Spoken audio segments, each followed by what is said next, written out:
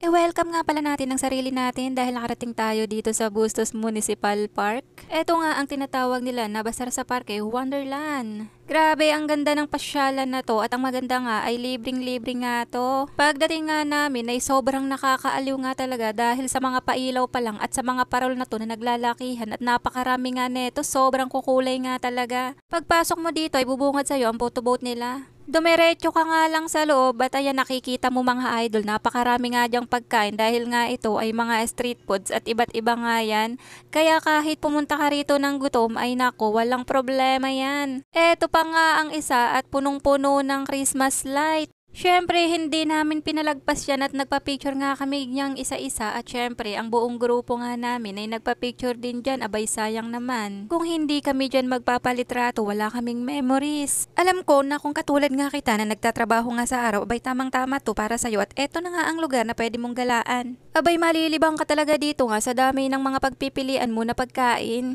Idol, meron din sila ditong live music. Pwede kang mag-request kung ano yung gusto mo. Sa mga oras na nga yan, gustong gusto kong bumili pero busog na talaga ako.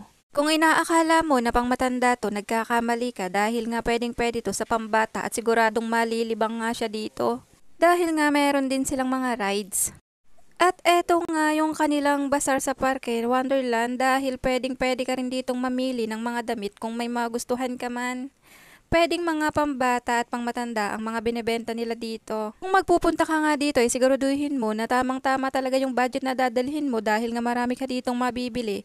At sa pagkain pa nga lang ay siguradong gagastos ka na. Sa mga oras na nga yan ay nagkayayaan na nga kaming umuwi at nalibot na nga naman namin ang parke. Eto nga ang idol nyo at ang ngiti nga ay tuwan-tuwa at nakagala nga. Hindi pa nga kami nakakalayo dito, iniisip ko na kung saan naman ang susunod na gala. Sabi nga nila sa akin, ate, last na to at nako, manahimik na nga. Eto na nga mga idol at ipapasilip ko sa inyo ulit ang kanilang mga parol na nagagandahan sa labas pa lang talaga. Kaya kung katulad kita na madalang nga magala ay eto na nga yung puntahan mo at siguradong sulit na sulit sa'yo. Hanggang sa susunod na gala mga idol, and please follow and share po yung mga videos na napapanood nyo.